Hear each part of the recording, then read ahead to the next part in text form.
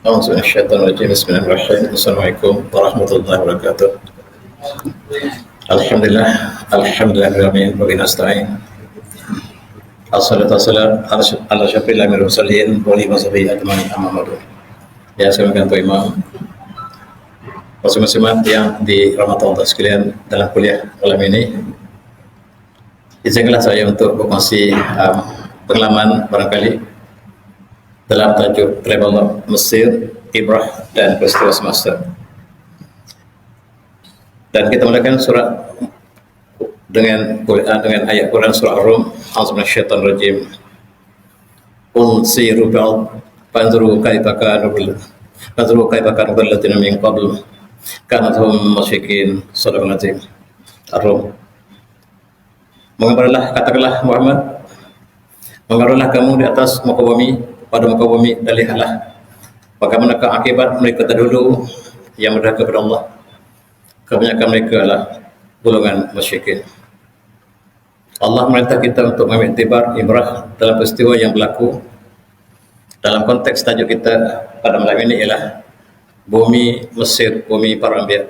Di situ banyak sejarah para anbiya yang telah banyak dihuraikan ataupun disiarkan oleh jejak Rasul. Dan barangkali saya cuba lihat sebahagian daripada pengalaman saya, barangkali untuk kita ambil iktibar, mudah-mudahan mendapat faedah bersama.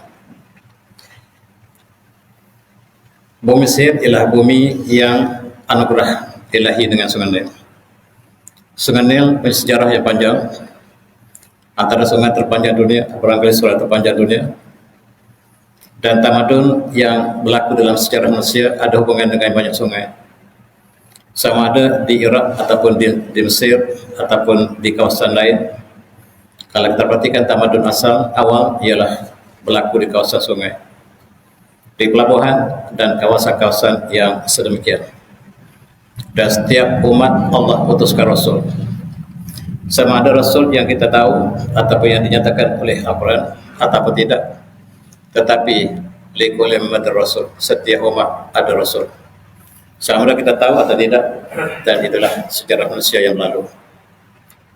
Dalam kes saya ada satu kumpulan inilah. Kami 9 orang mengadakan satu kunjungan. Saya tidak pernah pergi, tapi inilah kali pertama untuk saya sama-sama menikmati ataupun lihat bumi yang cukup bersejarah ini. Dan kami pergi pada bulan Mac lepas, sangat sesuai dengan musim bau perubahan daripada musim sejuk ke musim bunga.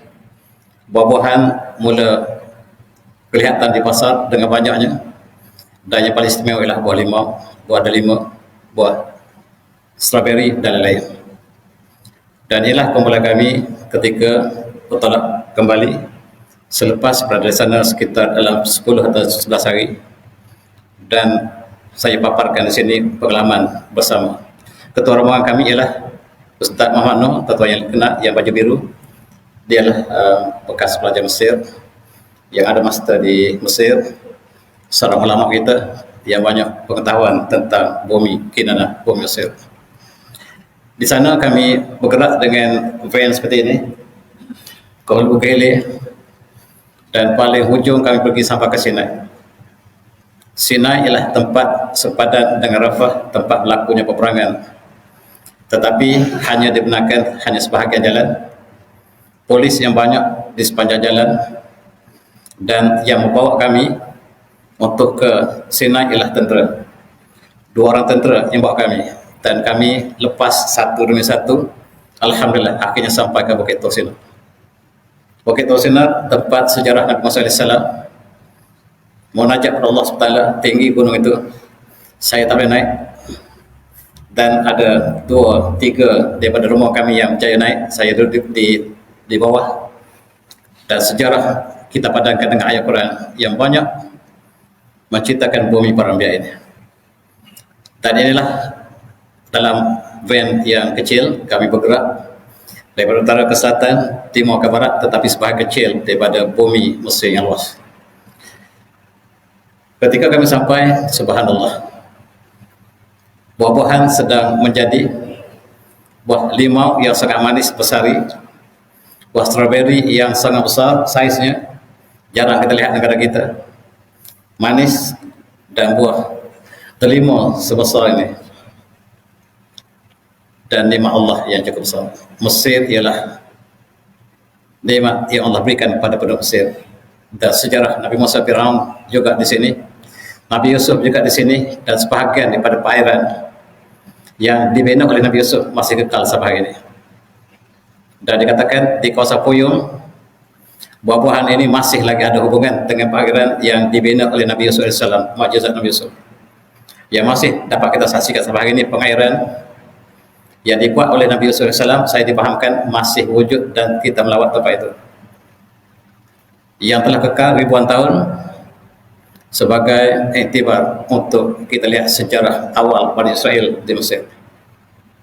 Sungai Nil mengalir daripada selatan ke utara, menetasi beberapa buah negara, dan dia telah pusat nadi negara Mesir bergantung pada Sungai Nil. Saya sangka Sungai Nil besar, tapi sebenarnya tidak besar, tidak lebar maksud saya. Sekitar barangkali dengan Sungai Indonesia pun sekitar itu saja, ataupun lebih kecil daripada Sungai Indonesia. Dan sejarah yang panjang, sejarah Nabi Musa AS, sejarah Firaun, sejarah para anbiya, termasuklah Nabi Yusuf AS, dikaitkan dengan Sungai Nil.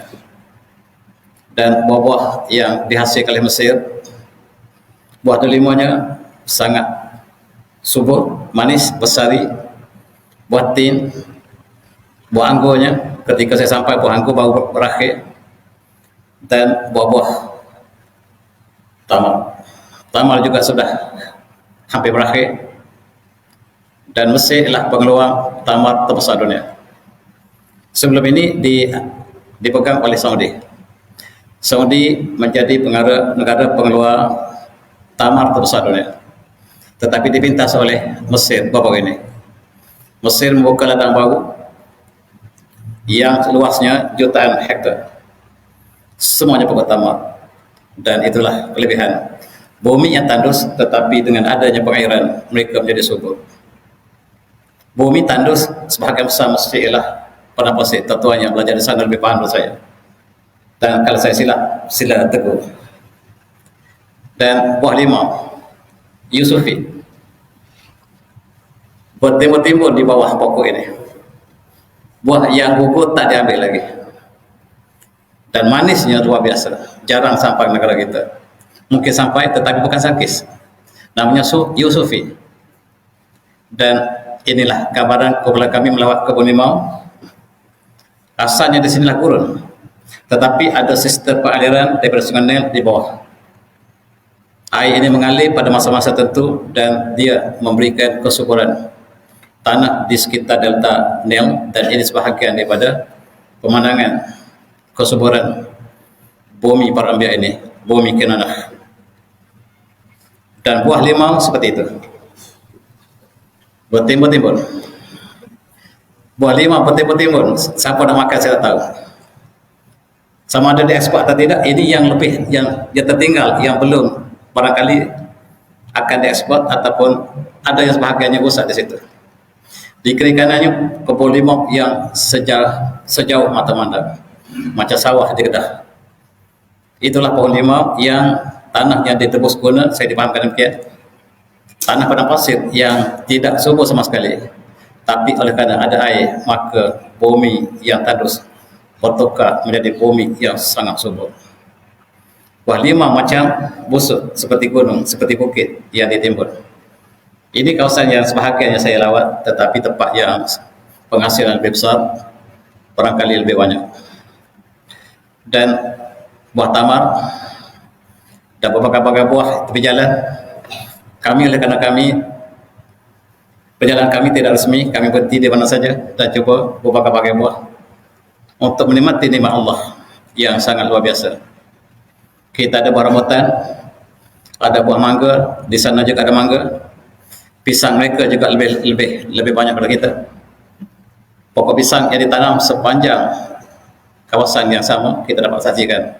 Mesir juga menjadi pisang yang baik. Buah ini saya tak tahu apakah kita ada tidak.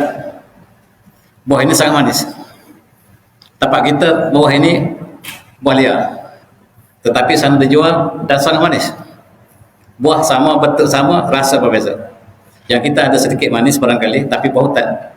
Tetapi di sana adalah satu hasil mereka dijual di pasar dan saya beli sedikit dan manis. Buah apa ni?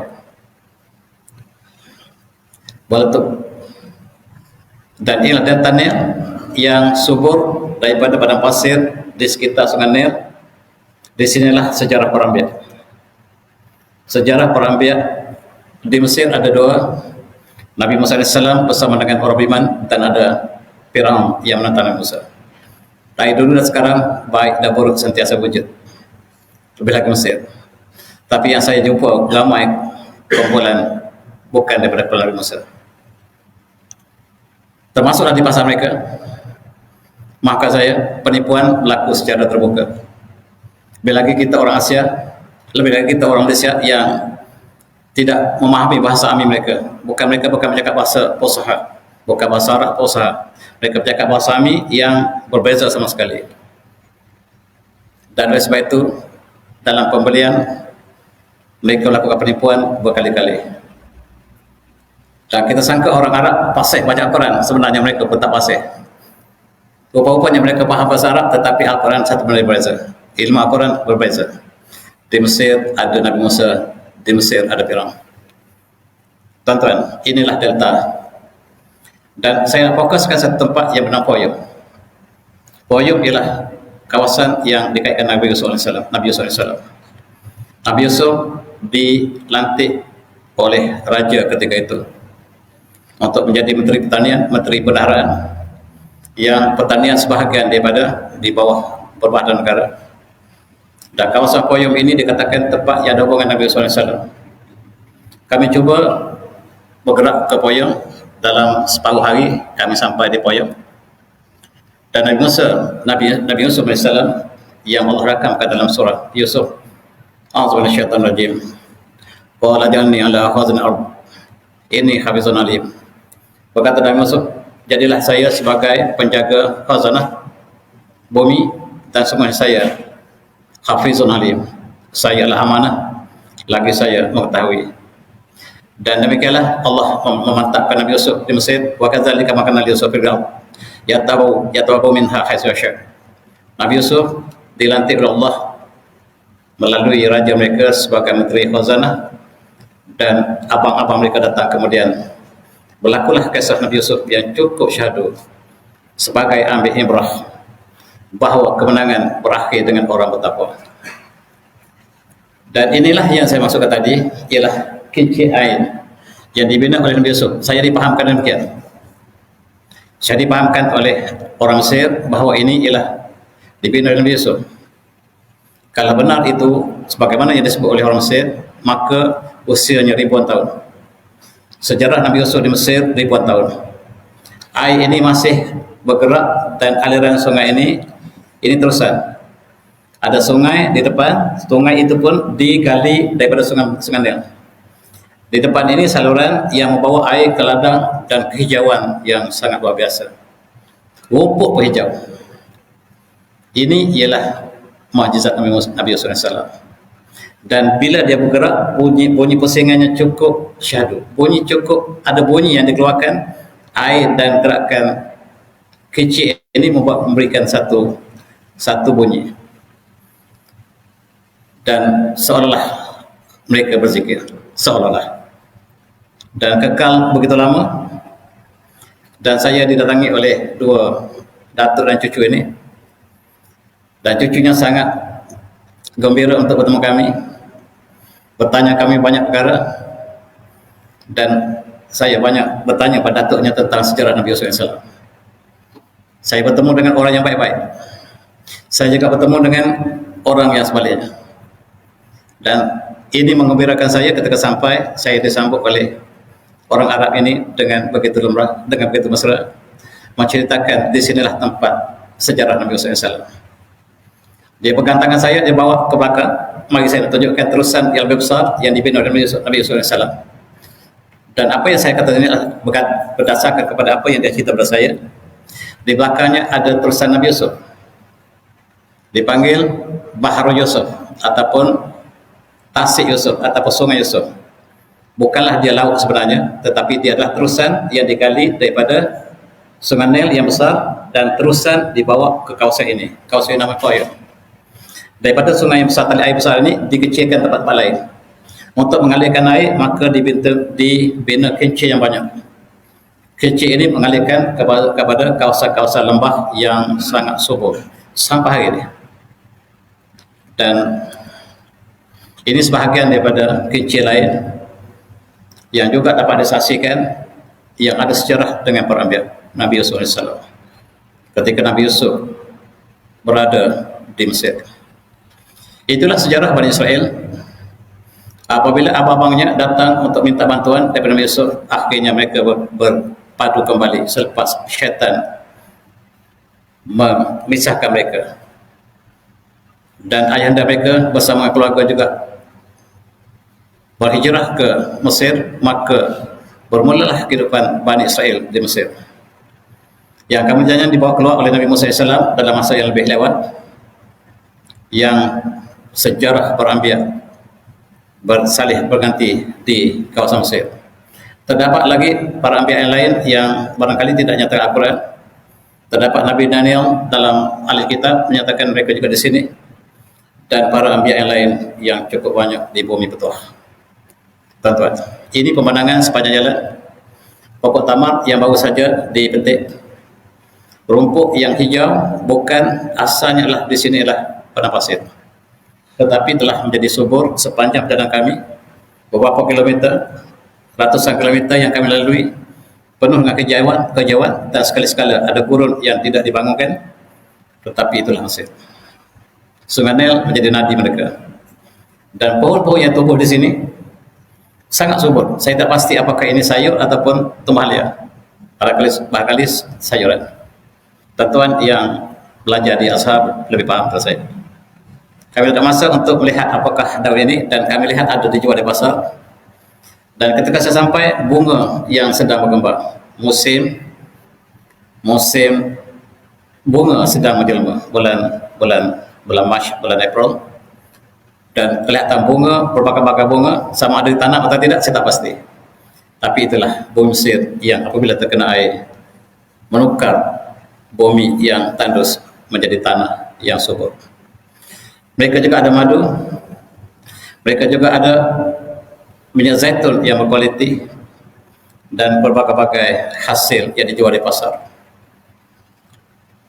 Dan kalau kita melawat museum di Mesir, antaranya museum ini terdapat gambar yang ini bukan hadis tetapi kajian arkeologi, menggambarkan Zulaikha. Yang mereka temui gambar ini gambar yang benar. Dikatakan surah Haqqiyah, Sirina Zulaikha yang ada hubungan dengan Nabi Yusuf AS. Al-Quran tidak menceritakan namanya, tetapi dalam kajian arkeologi ditemui wajah yang dikaitkan dengan Nabi Yusuf AS. Dan asalnya terdapat dalam kajian arkeologi, dan kemudian dilukis dan disiarkan, dipamerkan dalam museum arkeologi di Mesir. Benar atau tidak, saya tidak pasti. Sahih tidak pasti. Tetapi itulah yang dikaji arkeologi. Jadi kita harus bezakan antara hadis dengan arkeologi. Arkeologi adalah kajian manusia yang kadang-kadang benar, kadang-kadang tidak. Tetapi mengikut kajian orang Mesir, inilah gambar yang sebenarnya, gambar Zulaikha yang ada dikaitkan dengan Nabi Yusuf AS. Cantik orangnya. Allah merakamkan dalam surah Yusuf, "A'udzu billahi minasyaitonir rajim. Wa rawadatuhu allati fi huwa fi baitiha. Wa rawadatuhu allati huwa fi baitiha an nafsihi. Wa walatul ababa qalat haydalak. Qala ma'azallah innahu rabbi ahsana maswaya. Innahu la yuhibbul zalimun." Dan wanita di rumah Nabi Yusuf itu menutup pintu, menggoda Nabi Yusuf. Wanita tersebut menutup pintunya dan berkata kepada Nabi Yusuf, "Hai talak, datang bersama kita." Qala ma'azallah, dan kata Nabi Yusuf, "Saya berlindung dengan Allah, sebab Tuhan saya sangat baik dengan saya." Tuan yang membeli Nabi Yusuf sebagai hamba itu sangat baik dengan Nabi Yusuf SAW. Innahu rabbi asana saya innahu la yuflihul zalimin. Innahu la yuflihul zalimin. Dan tidak akan berjaya orang yang zalim. Saya tidak sanggup melakukan perkara ini sebab Tuan saya sangat baik dengan saya. Dan akhirnya Nabi Yusuf di akhir kisahnya dikatakan berkahwin dengan wanita ini, wanita. Dan gambarnya dilukis dalam museum dan dikatakan berdasar pada gambar yang asli. Tuan-tuan, dalam museum juga terdapat kisah Nabi Yusuf yang menyimpan gandum. Al-Quran menceritakan perkara yang sebenar-benarnya. Dalam kaedah arkeologi, kalau kita cross check dengan arkeologi juga, terdapat satu masa Mesir dilanda oleh kemarau dan digambarkan dalam piramid dan juga tempat-tempat yang ditemui dalam kajian arkeologi, mereka menyimpan gandum. Apakah ini yang Allah sebut dalam Al-Quran? Qala tatulna sampai sini dah apa? Fama hasatum fadhu bi zumbulih illa qulam mimma ta'kulun.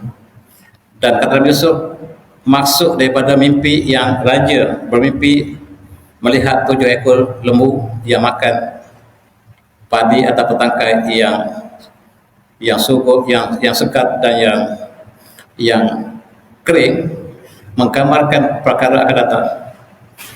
Nabi Yusuf diberikan ta'wil mimpi ataupun tampil mimpi yang menyatakan Mesir akan mengalami 7 tahun yang subur dan 7 tahun yang kemarau.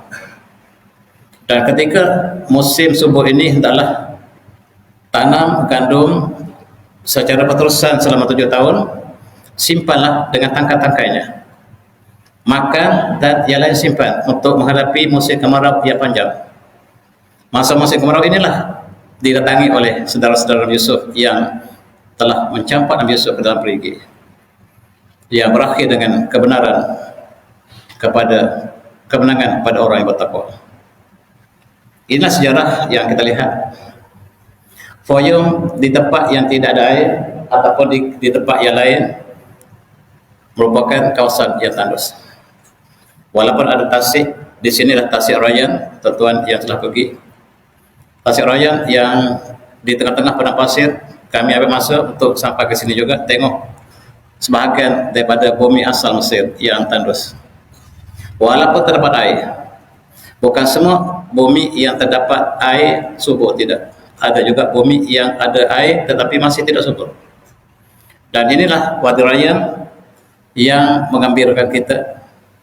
Ada air terjun dan di sini menjadi tempat pelancongan. Seluruh dunia kita lihat pelancong datang daripada Eropah, daripada Asia, daripada utara selatan, dan terdapat orang Palestin juga di sini. Mereka juga ada misi untuk sampaikan mesej Palestin kepada pengunjung. Sama benar atau tidak pasti. Mereka mengatakan kami adalah orang Palestin yang perlukan bantuan, tuan-tuan. Barangkali benar, barangkali tidak. Dan bangunan di kawasan Rayyan ini dibina kembali untuk menggambarkan satu masa yang silam. Dibina daripada tanah liat barangkali, dan dia menjadi tempat pelancongan. Tempat yang menarik ialah tempat Allah ceritakan tentang Korun. Korun datang selepas Nabi Yusuf AS. Ketika Nabi Musa AS diutuskan untuk membawa kembali orang Bani Israel dari Mesir yang dizalimi oleh Firaun untuk keluar dari Mesir dan menuju ke Baitul Maqdis. Dan Korun ialah sahabat Nabi Musa AS. Ia rapat tetapi kemudiannya menentang Nabi Musa AS. Ini tasik Korun yang masih dapat saksikan. Allah menceritakan tentang Korun. A'udzubillahi minasyaitonir rajim. Inna Qaruna kana min qaumi Musa fabawalihim. Dan sesungguhnya Korun ialah daripada kaum Nabi Musa, tetapi dia melampau ke atas mereka. Wa ta'ina minal kunuz ma'i mafatahu ditanu bil usmatil quwwah. Dan kami kurniakan padanya harta yang banyak sehinggalah kunci gedungnya dibawa oleh beberapa orang yang kuat-kuat. Isqalahu kamu la tarah, dan ketika kaumnya berkata la tabrah, wahai Firaun jangan kamu angkuh. Innallaha la yuhibbul farihin, Allah tidak suka pada orang yang angkuh. Dan Allah menyatakan wa bataghi ma atallahu darul akhirah. Wala tansa nasibaka minad dunya fasik kama asallahu lak. Wala tabghi fasal bil ard innallaha yuhibbul muhsinin. Dan carilah, tutuplah apa yang Allah sediakan kepada kamu di negara akhirat. Tetapi jangan lupa nasib kamu di dunia. Lakukan kebaikan sebagaimana Allah lakukan baik pada kamu. Janganlah kamu lakukan kerusakan di atas bumi. Dan sungguh Allah tidak menyukai orang yang melakukan kerusakan. Korun Allah kurniakan kekayaan. Kekayaan yang luar biasa. Dan dia tenggelamkan sebab ketika miskin dia menjadi murid Nabi Musa AS sebagaimana disebut oleh tafsir. Dan apabila dia telah kaya raya, Nabi Musa minta supaya dia keluarkan zakat, tetapi dia melakukan fitnah kepada Nabi Musa AS. Kisah yang diberikan oleh para tafsir menyatakan bahawa Korun memfitnah kepada Nabi Musa AS termasuk dalam tafsir Qurtubi. Sehinggalah Korun ingin memalukan Nabi Musa dalam hadap agama.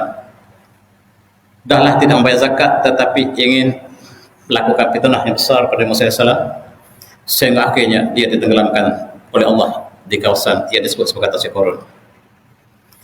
Allah menyatakan fa'asana bihi wa bihadil ard, dan kami tenggelamkan Korun bersama dengan wabidaril ard, dan dengan rumahnya sendiri, dengan singgasananya. Pamakalahu min fatin yasunhu min dunillah, dan tidak ada siapa pun yang boleh menolong dia selain Allah.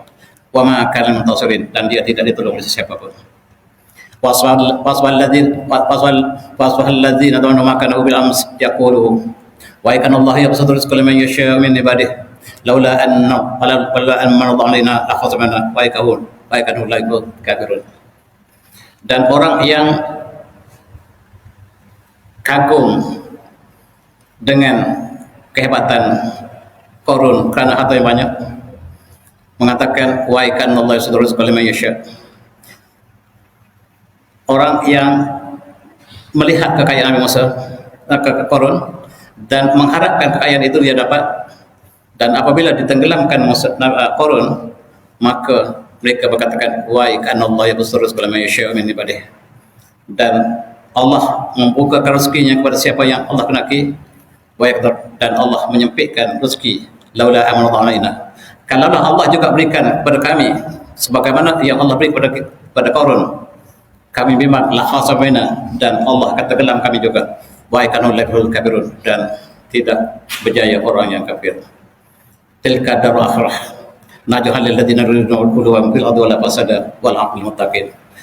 Negeri akhirat itu Allah jadikan untuk mereka yang tidak ingin kesombongan di atas muka bumi dan tidak melakukan keburukan, dan akhir sekali ialah untuk kemenangan adalah untuk orang bertakwa, kejayaan akhirat adalah untuk orang yang bertakwa. Disaksikan oleh kaum Nabi Musa, dan tempat berlaku ini tempat yang telah ditenggelamkan Allah. Disebut oleh Mesir Buhairah Korun atau Tasik Korun. Apakah benar di sini berlaku atau tidak?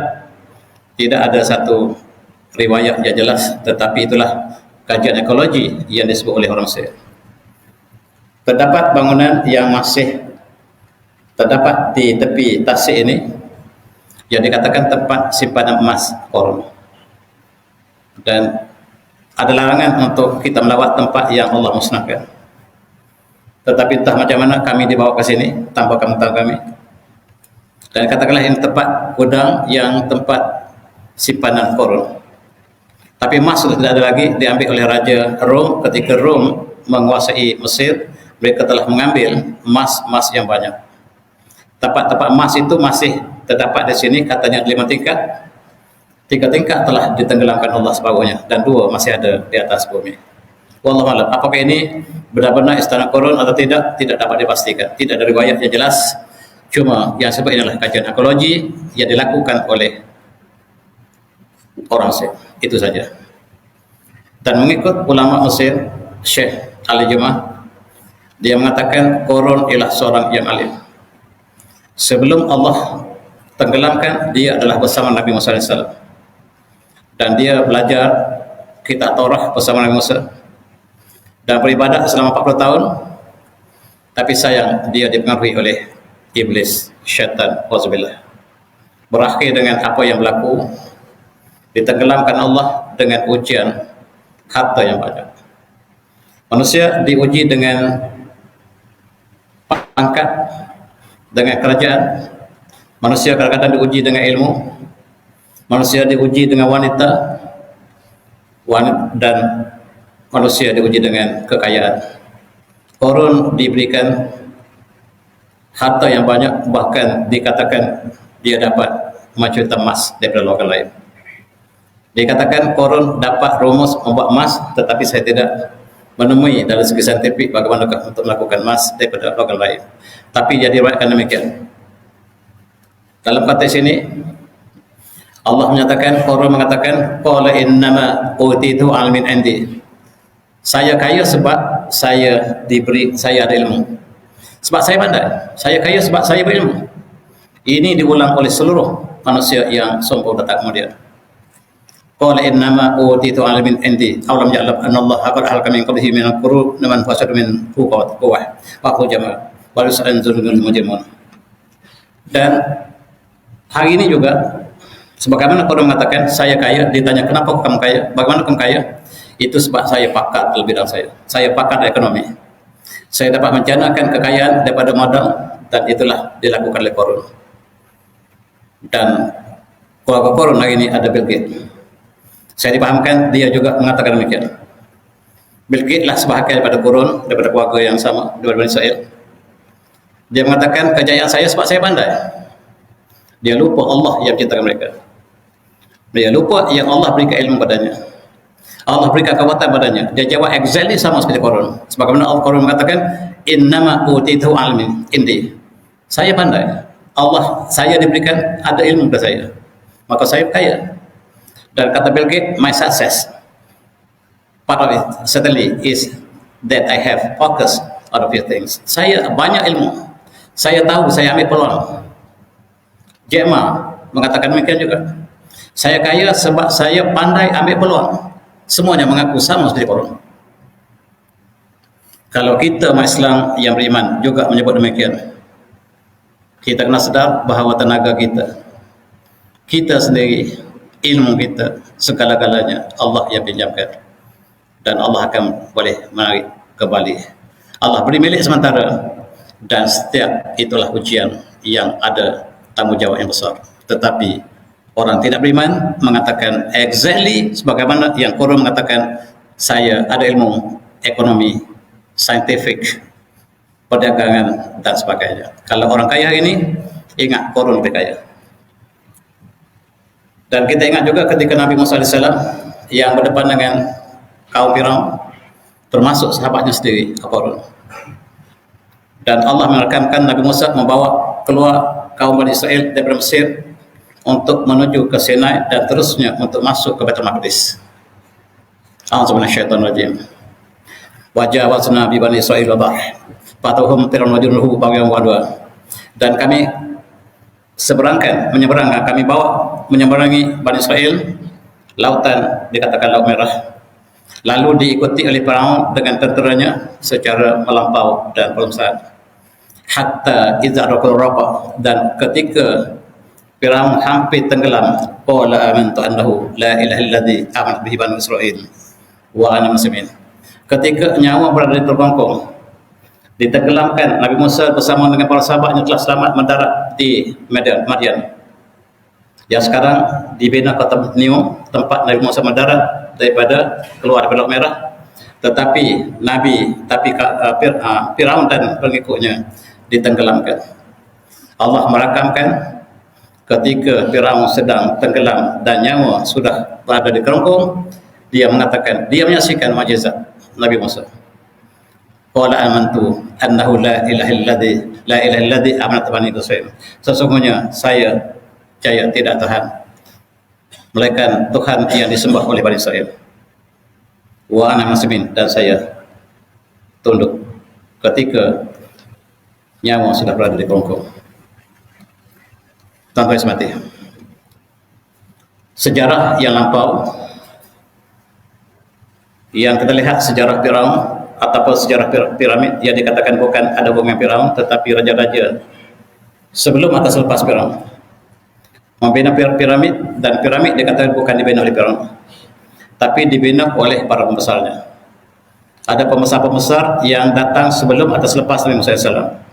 Mereka membina piramid untuk tujuan ritual mereka, dan apa yang kita kagum ialah batu-batu yang sangat besar yang telah digunakan untuk pembangunan piramid ini.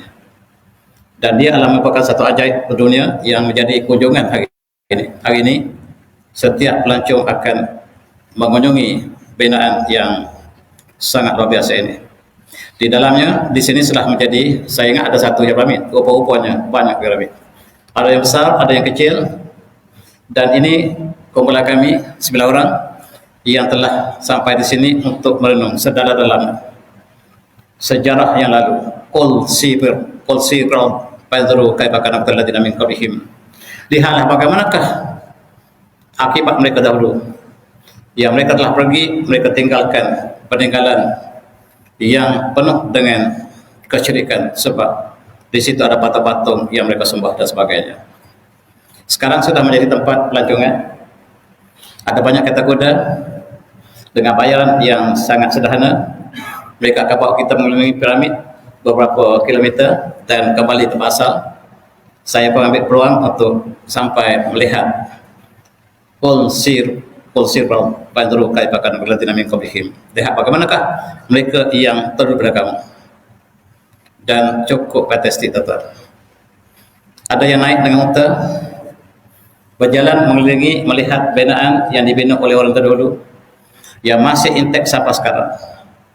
Yang kita kagum ialah bongkah yang menjadi komponen kepada piramid ini sangat besar. Dan ini sebahagian daripada rombongan kami yang juga turut menyaksikan hal yang sama. Dan kami pergi dengan kumpulan ini. Sebenarnya banyak yang tak sampai, kami tidak sampai, tetapi kami hanya melawat sebuah piramid saja. Piramid lain masih banyak di belakang sana. Bagaimanakah mereka membentuk? Ahli matematik tidak dapat menjawab soal ini. Bagaimanakah mereka boleh membina bangunan itu? Dan saya dipahamkan binaan ini menggunakan segi 20 segi yang diletakkan satu persatu, dicantumkan macam logo, yang binaannya kekal utuh, tak runtuh sampai sekarang. Kalau bina dengan cara biasa, dia akan runtuh. Jepun cuba bina dalam bentuk yang sama tetapi runtuh, sebab rahsianya ialah bongkah 20 segi. Bongkah 20 segi ini dipadankan satu persatu sehingga dia bentuk satu struktur yang sangat-sangat kuat. Dan rahsia ini dibincangkan dalam ilmu geometri. Dalam pelajaran matematik, tahu bagaimanakah bongkah 20 segi ini yang merupakan rahsia yang besar. Bagaimanakah orang Mesir mengetahui tentang rahsia perjalanan alam, termasuklah geometri, dalam sejarah mereka Mesir? Sekali lagi, tidak ada hadis. Dan ini kajian arkeologi yang dikatakan Nabi Idris AS. Nabi Idris AS yang mengajar tentang ilmu falak kepada orang Mesir. Itu dicatatkan dalam tafsir Qurtubi. Dicatatkan oleh banyak sejarah bahawa ilmu matematik dan ilmu astronomi bermula dengan Nabi Idris AS. Nabi Idris AS Allah anugerahkan ilmu yang banyak. Daripada inilah yang diajar kepada orang yang datang kemudian. Yang di antara orang ramai yang mengatakan saya salin daripada Nabi Idris AS ialah Pythagoras. Dalam matematik, Pythagoras mengatakan saya belajar daripada murid Nabi Idris AS. Itu perkataan Pythagoras.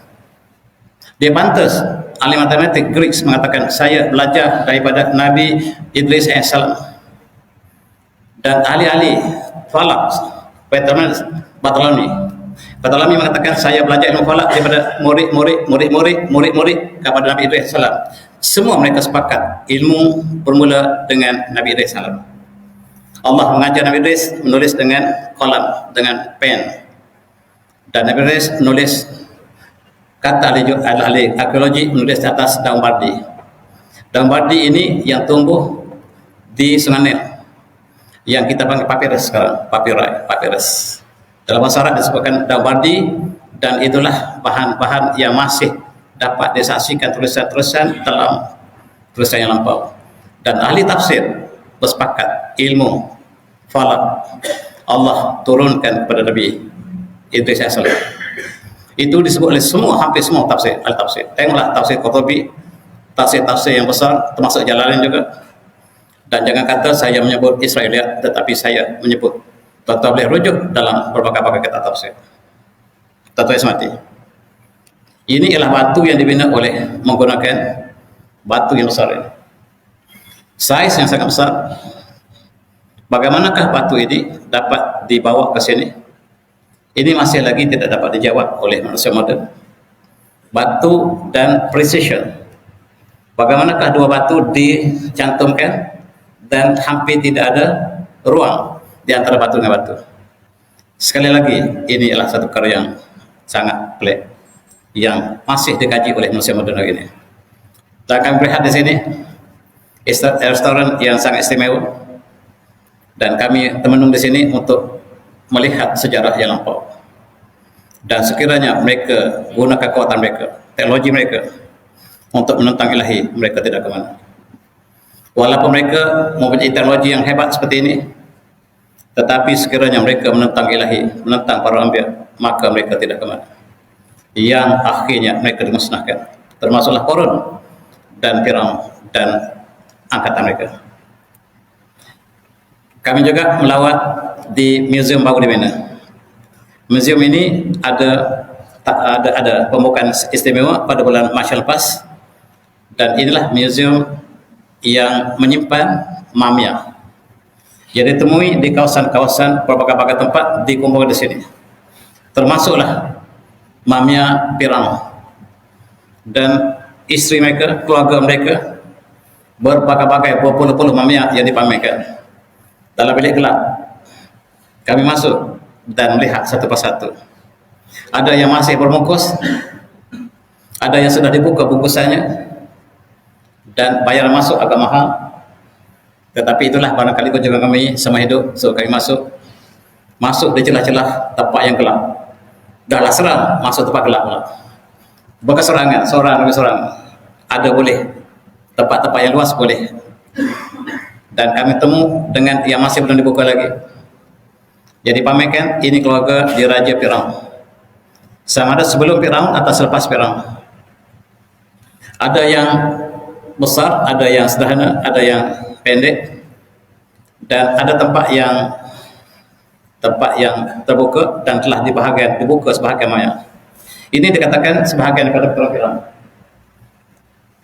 Wallahualam, mukanya hitam sebab itu ialah bagaimanakah teknologi orang Mesir menggunakan bahan kimia yang barangkali kita belum temui untuk preserve mayat yang sudah berlalu selama ribuan tahun.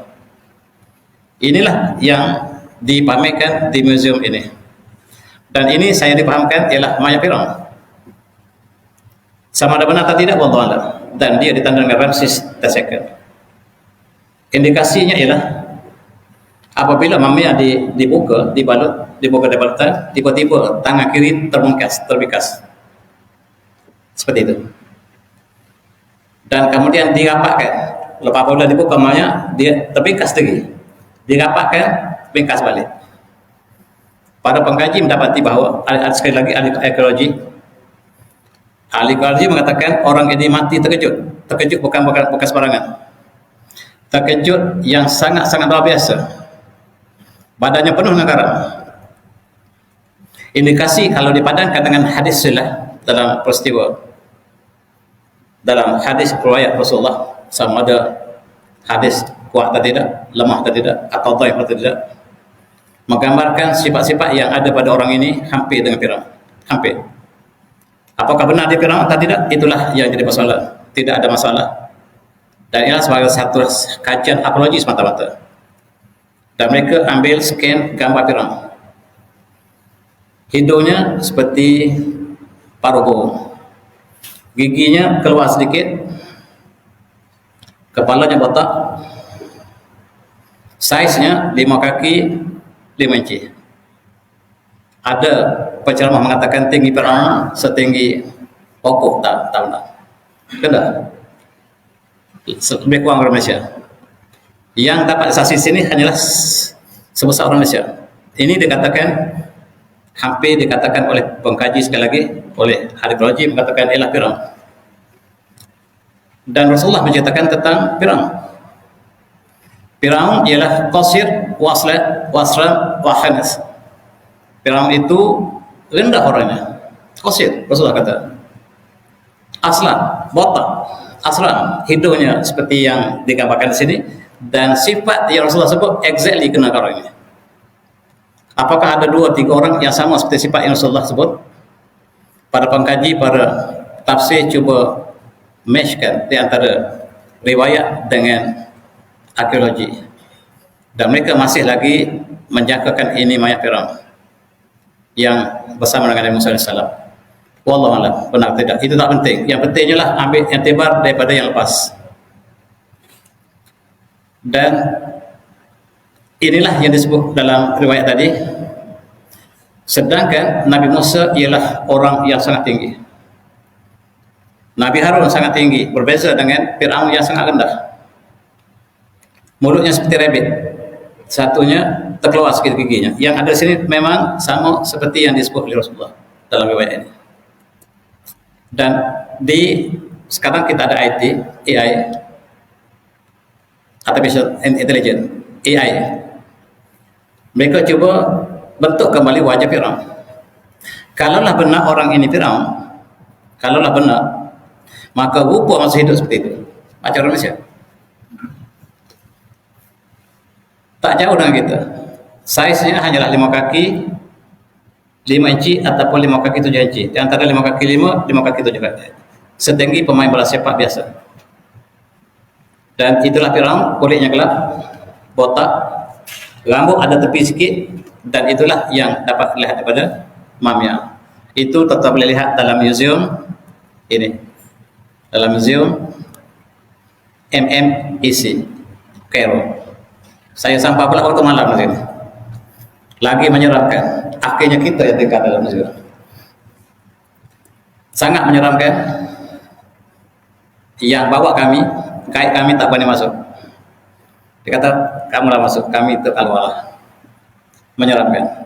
Dan itulah yang dapat disaksikan sama ada benar dengan apa yang hakikat ataupun tidak ada satu seorang pun dia dapat memastikan dengan tepat. Terus mati.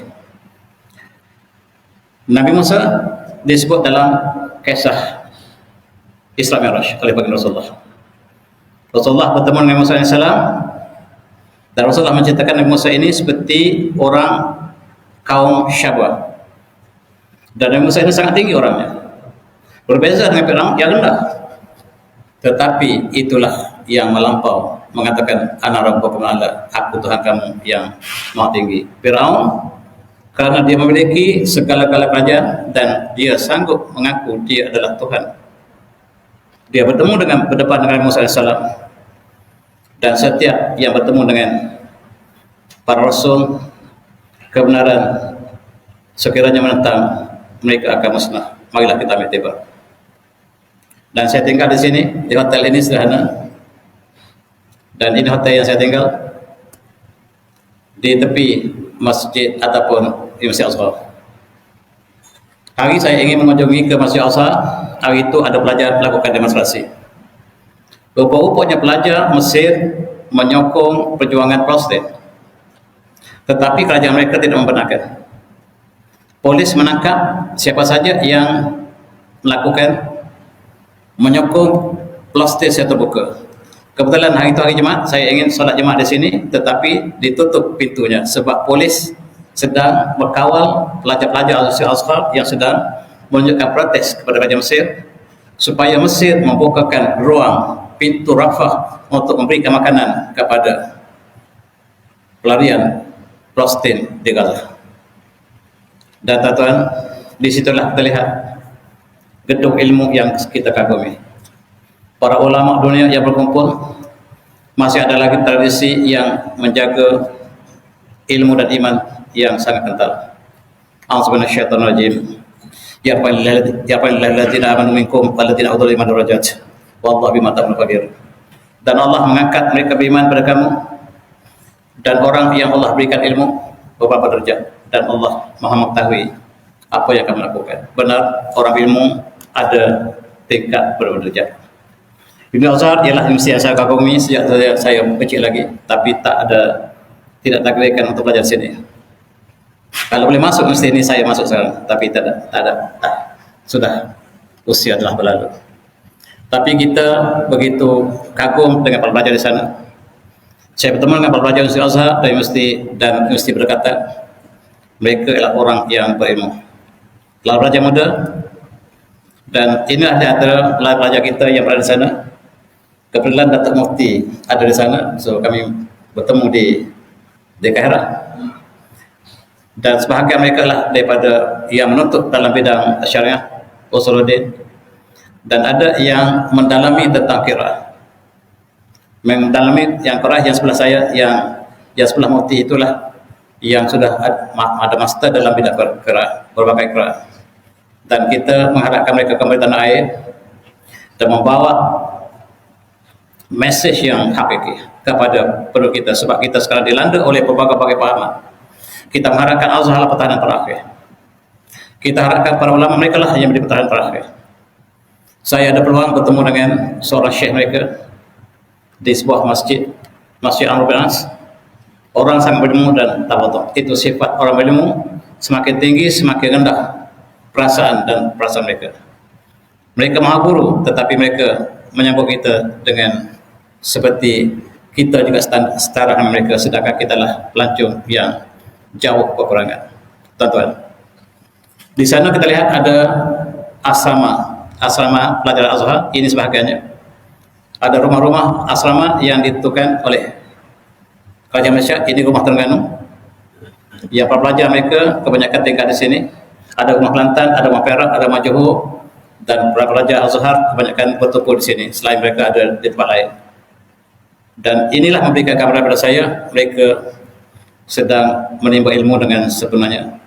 Ada yang menetap di Mesir untuk mendalami ilmu-ilmu yang tidak ada di universiti. Mereka mengambil ilmu daripada masjid yang tersebar di tepi masjid ataupun di Masjid Azhar. Dan kalau kita singgah di pasar mereka, sekali lagi kita akan bertemu dengan buah-buahan. Dan di tepi masjid, tepi Azhar, kita lihat buah-buahan banyak dijual. Dan jus, berbagai jus. Jus yang sangat besar, sama ada buah buah delima, pisang ataupun tebu mereka. Tebu mereka sangat istimewa. Tebu kita manis, tebu dia manis dan lemak. Dan itu kelebihan mereka. Dan makanan sangat luar biasa. Masakan mereka, dan ini tak salah saya, pelajar yang mengenai kami ini datang daripada Rusia yang mempelajari Universiti Azhar, dan sekarang mereka sedang menguasai berbagai ilmu di Universiti Azhar dan akan kembali ke Rusia membawa ilmu. Dan Rusia sekarang sedang membentuk sebuah negara Islam yang sangat-sangat utuh. Kita sangka Rusia adalah negara komunis, tetapi Islam di Rusia berkembang dengan hebat sekali. Bahkan dikatakan 33% penduduk Rusia adalah Muslim. Tiba-tiba Rusia telah muncul sebagai negara umat Islam, walaupun masih minoriti, tetapi minoriti dalam bilangan yang besar. Mereka dijangkakan akan menjadikan satu force yang besar. Buktinya pelajar dari Rusia datang ke Mesir untuk mempelajari ilmu-ilmu At-Turath. Ini juga sebahagian daripada makanan yang berbagai-bagai. Dan di Mesir ada burung merpati. Saiz burung merpati sangat besar, dan ini masyhur ataupun disumbat dengan rempah, dan itu satu daripada tarikan pelancong di Mesir. Tuan-tuan yang sudah berada di sana lebih paham dari saya, dan tuan-tuan yang belum pergi, silalah apa yang saya berkata tadi sebagai panduan. Mereka juga mempunyai menyulam dan berbagai kedai tradisi yang terdapat di sana. Terdapat kedai-kedai eksotik dengan binatang-binatang yang berbagai. Untuk apa mereka jual saya tak pasti, tetapi itulah sebahagian daripada apa yang ada. Ini dekat dengan kawasan Syafi'i. Tuan-tuan, kubur Imam Syafi'i. Inilah kubur Imam Syafi'i yang dikunjungi oleh setiap masa ketika, dan terletak di Qaahirah. Dan daripada jauh kita lihat, dan dia adalah ulama besar yang telah menjadi pengasas mazhab kita, yang dikunjungi oleh berbagai-bagai umat Islam di seluruh dunia. Ketika saya sampai juga, kumpulan daripada Indonesia juga sedang sampai pada masa yang sama dengan kami. Selain itu, sejarah pembukaan Mesir dan juga kubu pertahanan yang dibina oleh Salahuddin Al-Ayyubi sebelum membuka Al-Qudus, inilah tempat kubu pertahanan yang sangat ketat di atas bukit yang sangat strategik. Di sini kita lihat terbuka untuk pameran, dan sekali lagi kami juga mengunjungi di sini.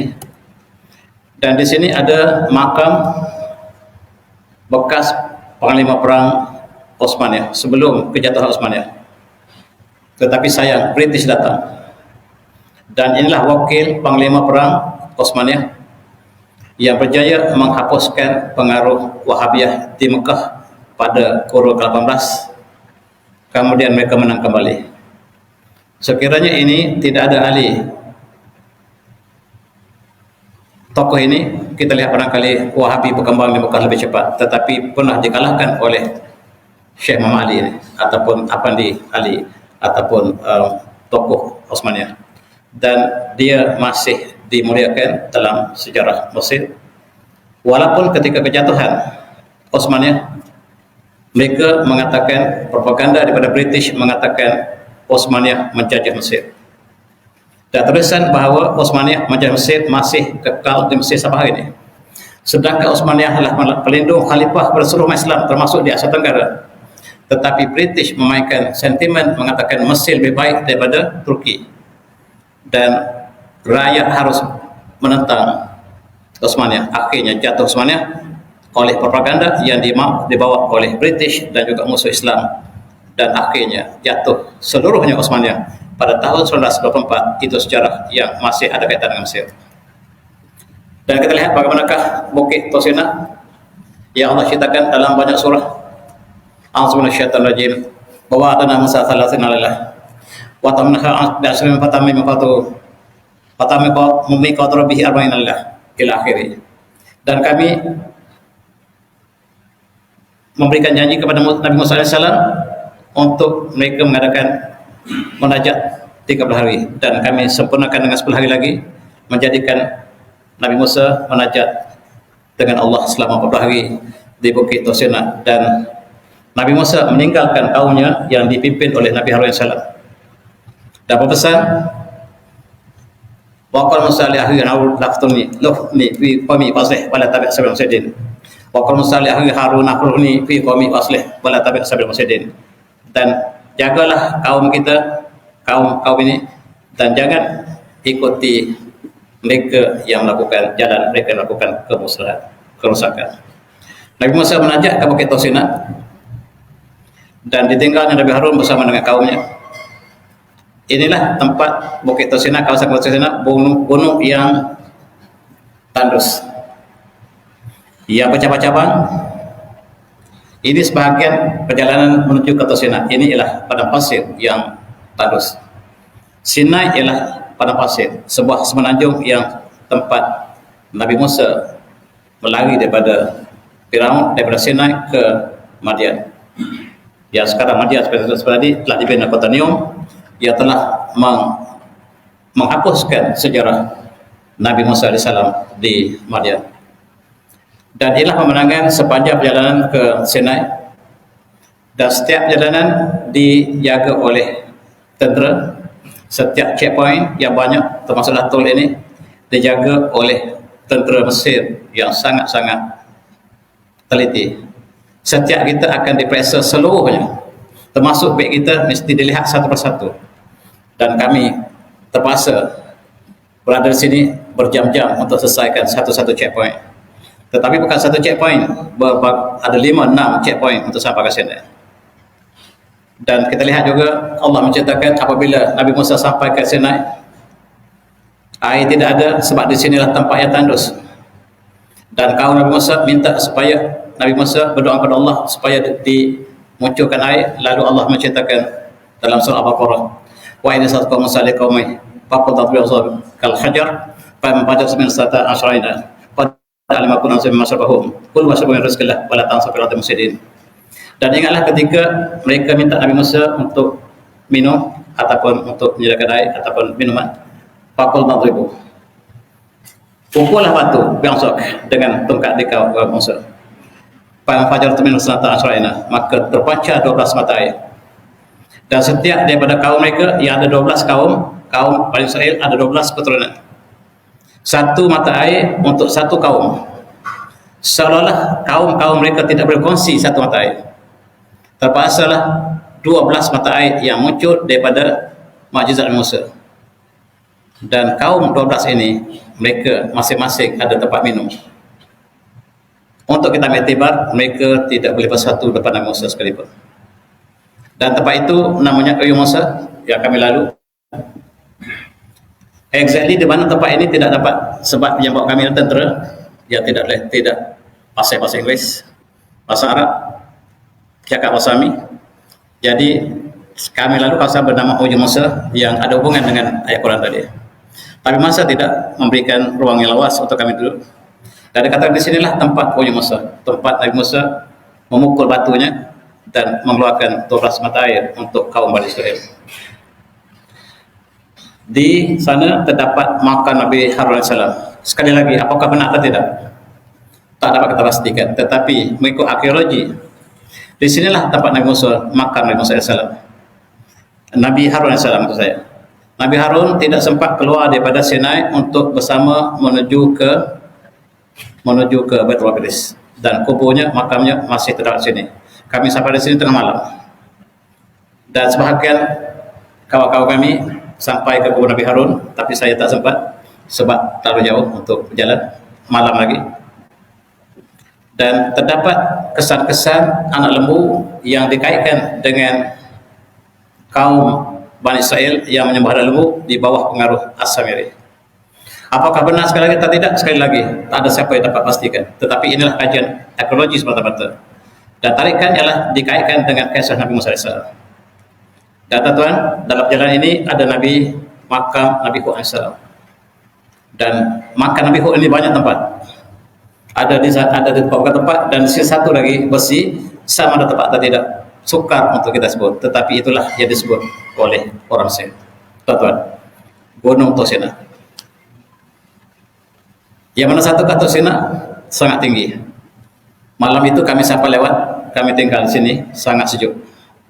Sangat sejuk. Dan 2 orang daripada rumah kami berjaya sampai ke atas Gunung Tosena.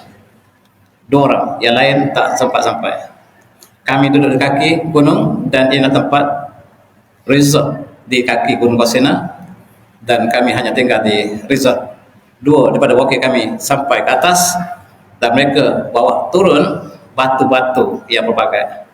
Salah seorang ialah tukar permata. Jadi dia menggunakan kesempatan ini untuk mengambil batu-batu, dan tuan-tuan yang berminat dengan cincin, dia ada batu daripada Tosena. Saya ada satu. Kita lihat sejarah Nabi Musa di Mesir. Dalam kajian ekologi memperlihatkan bahawa Bani Israel sangat zalim kepada kaum Firaun, sangat zalim pada Bani Israel. Dinyatakan dalam pelukis-lukisan ini dan terdapat di kisah-kisah ekologi. Dalam Al-Quran juga menceritakan demikian. Kaum Firaun menzalimi Bani Israel.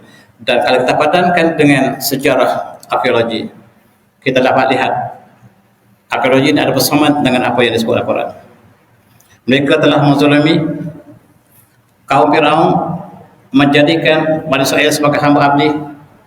Dengan kesalahan sedikit mereka diseksa dengan berbagai kesalahan. Ini gambar yang mereka lukis. Ya, kalau kita padankan dengan kisah Al-Quran, ada persamaan. Selain pada itu, dalam surah Ar-Ra'd mengatakan bahawa Allah cuba uji mereka dengan kemarau, dengan lain-lain. A'udzubillahi wa qara'na al-fir'auna bisinin wa sinin min as-samarati wa lahum yadhakkarun. Dan semuanya kami kenakan Nabi Musa dengan kemarau asinin. Wa naqsin min as-samarat, dan kekurangan buah-buahan, lahum yadhakkarun. Mudah-mudahan mereka kembali mengatar. Dan cukup menarik, beberapa dalam 100 tahun lepas tertemu satu manuskrip. Manuskrip ini tertulis dalam bahasa Kipti, bahasa yang digunakan oleh Firaun. Di sini menceritakan satu masa di Mesir berlaku satu kemesraan kemarau panjang, air menjadi darah, dan lembu mati kelaparan, kutu-kutu yang banyak, katak yang banyak. Dan kalau kita padankan dengan kisah Nabi Musa SAW yang Allah rakamkan, yang ini hampir sama dengan kisah Nabi Musa SAW. Kalau kita terjemahkan dalam bahasa Arab, ini tulisan dalam bahasa Kirti. Ditulis bahwa seperti berikut: laqad darat ardu kama law kanat tabghata asabat dibaq abilat adrabal jifah adya Misr wa amal kharabat wa qalbal maskunah wa amal sanawat al-fadha la nihayalaha khabarat tawafaqat al-fadha wa antahat Muhammad. Diceritakan sini bahwa bumi telah berlaku kemarau yang panjang, kemusnahan berlaku di mana-mana, kerusakan, kehancuran, dan tahun yang penuh kelaparan. Dan itulah tahun kelaparan disebut dalam teks ini. Apakah dia menggambarkan berlaku Nabi Musa atau masa lain? Tapi kalau kita pandangkan dengan darah, maka kita sangkakan di situ. Disebut al-masaib fi kulli makan wadam fi kulli makan. Dan dikatakan bahawa bencana di seluruh tempat di Mesir, darah yang terdapat di beberapa tempat, karena dan fi anha ardi Mesir, seluruh bumi Mesir berdarah. Tahawala an-nar ila dam, sungai ni menjadi darah. Kullu ma alladhi fi an-nahar tahawala dam, semua air bertukar menjadi darah. Hadza huwa nahruna wa mihnu syarabna hadza masdar sa'adatana madza asana an-nafala idza dhalika kull asbah haraba. Sungai semua jadi darah, sungai sumber kehidupan kami, tetapi semua sudah musnah sekarang. Kharabat as-sajar wa matat, pokok-pokok mati semuanya. Ma adat tasmiru wa ma adat ard takhrujul kala, pohon tidak berbuah, bumi tidak mengeluarkan rumput. Dan intashar al-harq, kebakaran berlaku berluasan. Tarakat al-babab la bardatul Jordan, rumah semua terbakar. Wa bakat Mesir menangis. Indamat masadir al-ish, tidak ada lagi bahan makanan. Khalat aqsur min aqamih wa syair wa tuyur wal asmak. Istana yang mewah sebelum ini tidak ada makanan lagi, dan tidak ada lagi burung, ikan-ikan, sebab istana Firaun mengalir di bawah sungai.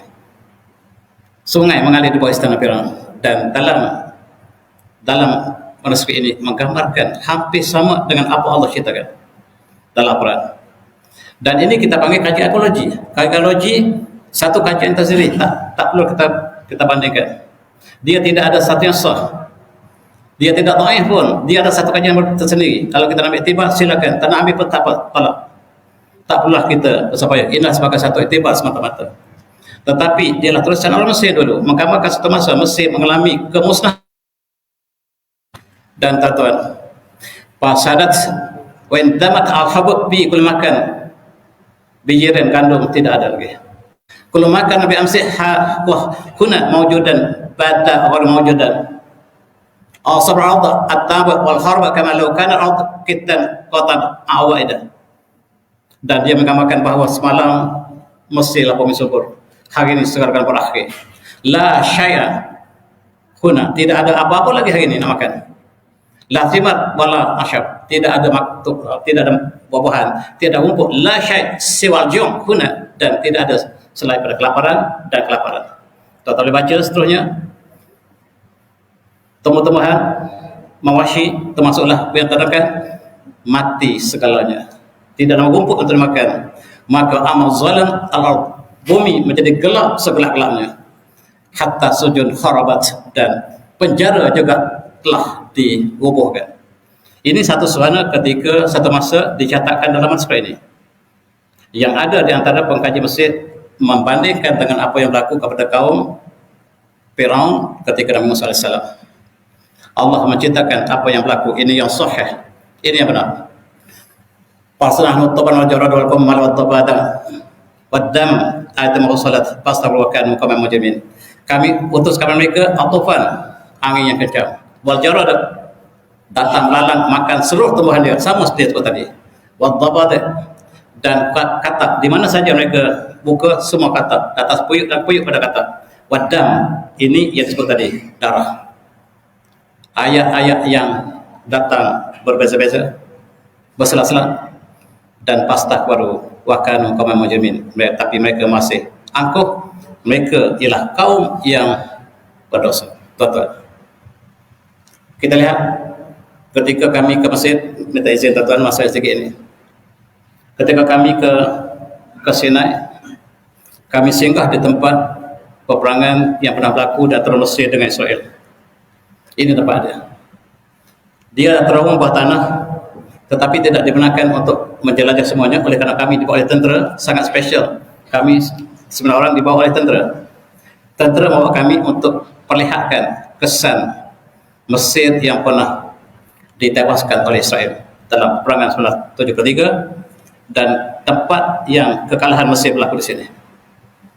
Dan inilah tempatnya dalam peperangan 73 yang pernah berlaku. Mesir kalah kepada Israel dan negara Arab juga kalah. Dan kesan-kesannya masih ada di sini. Kalau kita pergi lagi kita akan jumpa Rafah, tetapi kami hanyalah dibenarkan setakat ini saja. Dan inilah sebahagian daripada pemandangan, walaupun kita lihat di situ adalah bangunan kecil, tetapi di bawahnya ada terowong. Di luar pagar itu masih ada periuk api yang tidak dibenarkan kita pergi. Dan tentera Mesir berkawal di sini.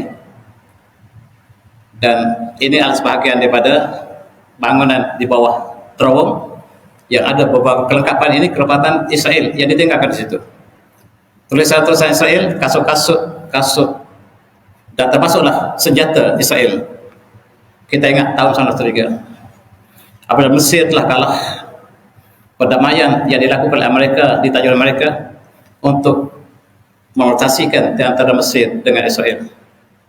Tak perlulah kita bergaduh lagi, dan Mesir sudah menjadi sahabat Israel.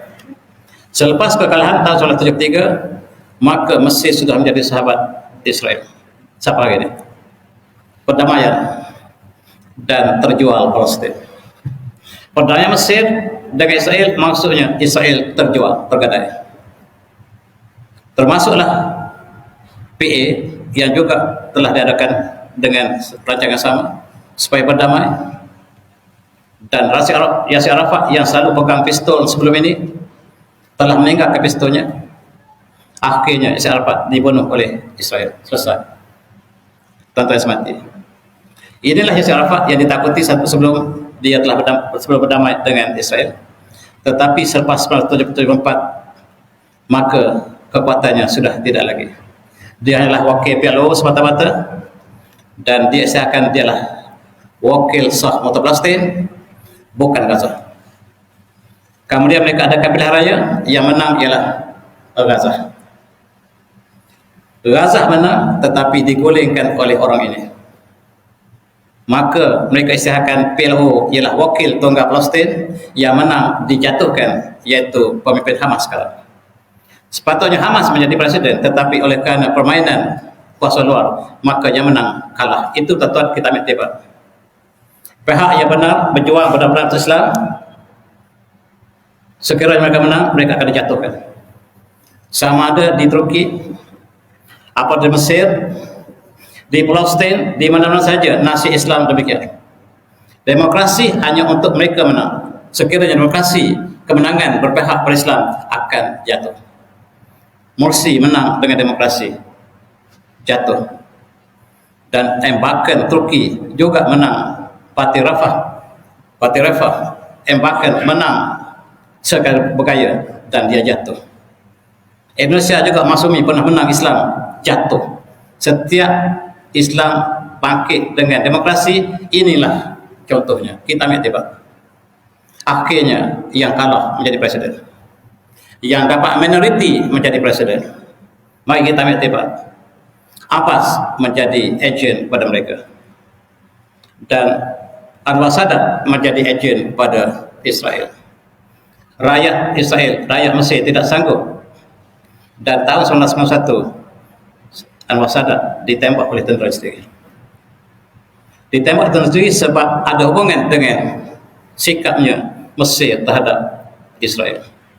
Maka matilah presiden yang hebat ini, Anwar Sadat, yang sangat hebat tetapi tunduk di bawah pengaruh Amerika. Dan inilah tempat kubur Anwar Sadat yang kami juga melawat. Tetapi untuk ambil iktibar, perjuangan yang dilakukan oleh Sadat sebelum ini ialah untuk menentang Israel, disokong oleh seluruh negara Islam. Tetapi apabila dia jatuh ke tangan dan dia telah bersama dengan Israel, maka dia ditembak oleh tentera sendiri. Maka saya kata, banyak peristiwa yang harus kita ambil iktibar. Apakah nasib Hamas? Hamas yang menang dalam pilihan raya, sepatutnya dia jadi presiden Palestin, dia katakan pengganas. Yang kalah sebagai hero, yang menang pengganas. Ini nasib. Dan Hamas diisytiharkan sebagai teroris oleh Kanada, oleh Kesatuan Eropah, oleh Israel, oleh Jepun, oleh USA, oleh Jordan, oleh Saudi. Bahkan Turki pernah mengatakan Hamas yang pengganas, hanya ditarik dan lepas oleh Erdogan. Yang menang pengganas, yang kalah hero.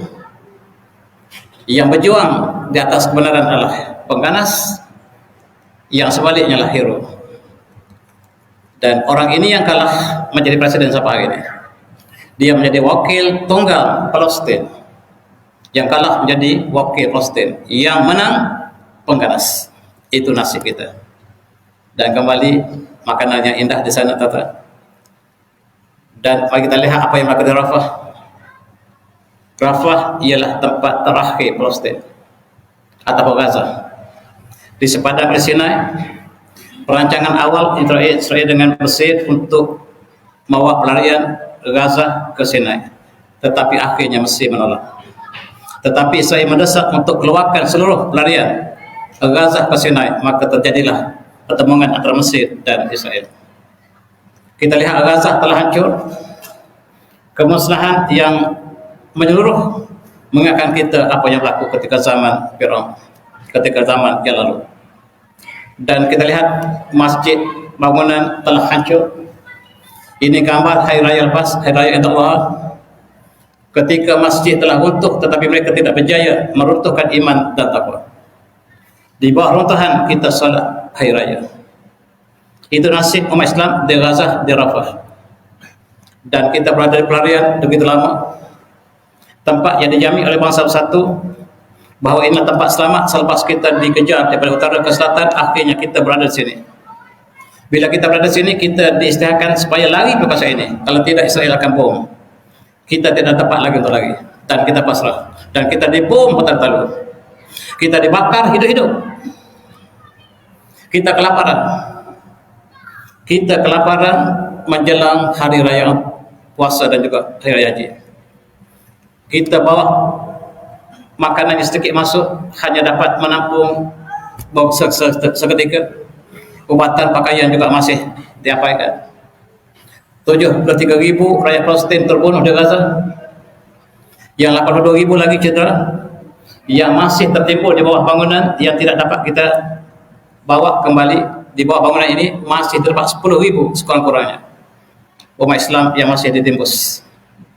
Dan apakah sikap Mesir, apakah sikap Jordan, sikap Saudi, Maroko, Sudan, UAE, Bahrain, Qatar dan lain-lain, termasuk kita, apakah sikap kita? Dan itulah persoalan untuk kita renungi bersama.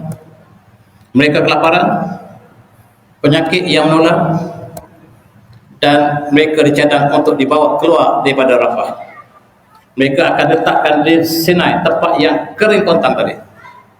Sudahlah di Rafah, di situ mereka jadi pelarian, mereka akan dibawa keluar ke tempat kawasan yang berada dalam Sinai, yang tempat saya saksikan tempat tandus. Nabi Musa dengan mukjizat memukul batu untuk keluar air. Tanpa mukjizat di sini adalah bumi yang tandus. Tetapi Mesir mengubah pendirian. Kami tidak benarkan bumi kami dijadikan tempat pelarian, sebab mereka tidak akan kembali lagi ke Mesir. Sekiranya dibenar hari ini, maka Gaza akan menjadi kepunyaan Israel sepenuhnya. Dan terjadilah peperangan di antara Mesir dan Israel. Di Rafah kita dibakar hidup-hidup menjelang hari raya. Israel membuka, kalaulah Israel membuka sempadan untuk dihantar pelarian ini, maka Mesir akan mengisahkan perang kalau Israel. Dalam serangan Israel ke atas Rafah, mereka sengaja membunuh tentera Mesir. Mesir isahkan perang secara sembunyi. Dan telah berlaku pertempuran di Rafah, walaupun disembunyikan oleh Mesir, disembunyikan oleh Israel, tapi berita tetap meletus bahawa pertempuran telah berlaku di Rafah disebabkan tentera Israel membunuh tentera Mesir. Dan bila saya sampai ke Mesir, kelihatan rakyatnya tidak bersama dengan kerajaan mereka. Rakyat inginkan Mesir terlibat langsung untuk membela umat Islam, tetapi dasar kerajaan tetap dasar kerajaan. Dalam konteks ini kita lihat Mesir, tentera Mesir terbunuh sama ada sengaja atau tidak oleh Israel, dan Mesir istiqlal perang ataupun sekurang-kurangnya berbalas tembakan di Rafah. Israel dan Mesir clash di border. Berita ditutup supaya tidak tersebar, sebab ketika itu Mesir, Israel diserang oleh Hamas, diserang oleh Yaman, diserang oleh Iran, diserang oleh Hizbullah, diserang oleh Bahrain, diserang daripada Iraq. Maka Israel sedang menerima serangan daripada berbagai penjuru. Kalaulah Mesir juga terlibat dalam menyerang Israel, maka keadaan Israel makin tenat. Tuan-tuan, inilah yang digambarkan dalam berita sebahagiannya, termasuk Barat, mengatakan terjadi peperangan sementara antara Mesir dan Israel di Rafah selepas mereka menembak tentera Mesir. Kemudian kita lihat, tuan-tuan, Mesir mengekspor ke Israel 2 kali ganda. Mereka gaduh-gaduh, tapi mereka ada perancangan lain. Kita tapi banyak harapkan kepada jiran-jiran Palestin, dan kita melihat sekali lagi cukup sedih, Hari Raya Idul Adha kita hanya salat di tempat-tempat yang tidak sempurna lagi. Inilah tempat-tempat yang masih ada. Ketika kita menyambut Hari Raya, Israel bom kita. Hari pertama kita Hari Raya, mereka bom kita sekali lagi, untuk menunjukkan mereka masih tidak puas hati sekiranya kita tidak dibunuh sepenuhnya dan diserahkan Gaza sepenuhnya kepada Israel. Israel akan mengisahkan Gaza sebagai bom mereka. Hari Raya disambut dengan kelaparan, kesedihan, penderitaan. Dan ketika orang berkorban, di sana nyawa manusia dikorbankan. Kita lihat kelaparan yang berlaku di Rafah, dan tidak dibenarkan ibadah korban di Gaza. Dan Gaza memerlukan sumbangan pada kita, sebab Israel tidak membenarkan haiwan masuk. Tidak ada lagi yang hidup di Gaza, dan tidak ada korban di Gaza. Dan sebelum Hari Raya, jurucakap Hamas minta supaya seluruh umat Islam berdoa untuk kebaikan, kesejahteraan, keselamatan penduduk Gaza. Kami tidak perlu anda datang ke sini, biar kami berjuang ke serangan. Dan kami minta supaya seluruh Islam 2,5 juta di Padang Rafah mengangkat tangan secara syahdu berdoa untuk kami. Kami tidak harapkan anda datang ke sini, biarlah kami yang terkorban, biarlah kami syahid. Yang kami minta pada anda ialah hanyalah doa saja. Hari Arafah, mudah-mudahan Allah berikan pertolongan melalui doa tuan-tuan. Dan cukup mengagumkan. Saya juga kagum apabila imam di Masjid Namirah hari Arafah mendoakan kepada Palestin yang saya tak sangka. Doa ini benar-benar didoa oleh khatib di Padang Arafah, dan dia dalam khutbahnya dia berkhutbah, "Udullah li anfusikum wa li walidikum wa liman lahu silatul rahim bikum. Wa ma tabi'a bil akhir bi zahri rabi qalahu al malak muwakkal bihi amin. Wa laka mislin. Wa dumu li ikhwanina fi Palestin alladhi masahum adur wa tallam min ad'abihim safakam lidima. Wa sadam fil bilad manan min urud ma yahtaju ilayhi min ta'am wa dawa. Ghazat wa Kisar. Benar-benar khatib berdoa untuk orang Palestin. Sedangkan Arab Saudi, apakah mereka benar doa ini dilakukan? Saudi tidak mesra dengan Palestin, dengan Gaza, lebih mesra dengan Israel, tetapi doa dikeluarkan di Padang Arafah, diamin oleh 25 juta umat Islam di Padang Arafah dan di seluruh dunia.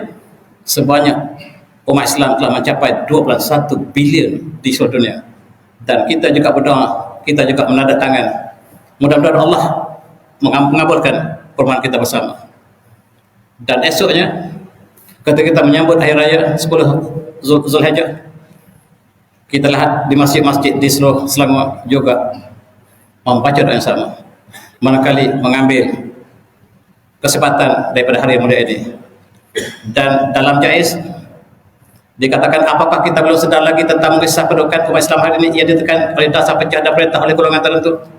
Adakah kita tidak ada satu pengajaran pun yang kita dapat daripada keadaan saudara kita di Gaza, Palestin, Rafah, Yaman dan seluruh dunia? Mereka diratah oleh Israel dan musuh-musuh Islam laknatullah sebagai merebut makanan dalam satu dulang. Ini ialah doa hari raya haji, tuan-tuan yang kamu tak dengar doa ini. Diterus oleh khatib lagi, hari ini beribu-ribu umat Islam di Palestin dibom dengan kejam, bangunan dan rumah diroboh dan roboh ke bumi tanpa pembelaan. Adakah kita boleh mengharap pada dunia membela saudara kita, ataukah mereka yang nyata menang kuasa vetonya untuk pertahankan Israel? Berani sungguh doa yang dikeluarkan oleh khatib pada hari raya. Saya cek balik, khutbahnya tak ada ini. Cek balik dalam internet dan tidak ada lagi yang kita baca. Apakah tertinggal ataupun saya salah baca, tak pasti. Adakah Islam menghadapkan musuh mereka untuk pertahankan Islam? Apa penggunaannya kita boleh tahu? Ataukah kita telah hilang jati diri, tiada keyakinan dan sekadar merenung, tidak bermaya saja? Apalah kami ya Allah, maksud jadi kau, sungguhnya kami orang zalim. Ini ialah doa pada hari raya kita. Kita mengaku kita zalim. Sudah kita sedang di rundung malam, apakah sikap kita selain pada kita hanya berdoa dan sebahagian kita berkorban untuk orang Palestin, dan kita juga turut berdoa untuk mereka? A'udzubillahi minasyaitonir rajim. Allahumma inna naj'aluka fi nuhuri a'dana wa na'udzubika min syururihim. Allahumma abdil syamlahum wa farriq jamahum asyata kalimatuhum azadil aqdamhum asal alaihim qalban min kilabik ya farhad ya jabbar ya muntaqim. Ya Allah, ya Allah, ya Allah. Allahumma ya munzilal kitab wa ya mujras sahabat wa ya hadzal azab izhum rasulahim. Wa sallallahu alaihi wa sallam Muhammad da'wahum fiha subhanallah wa hidu bi salam ta'khudahum alhamdulillahil alamin wa billahi taufiq. Assalamualaikum warahmatullahi wabarakatuh. Dan saya minta maaf banyak kalau saya tersilap dalam kuliah malam ini. Terima kasih.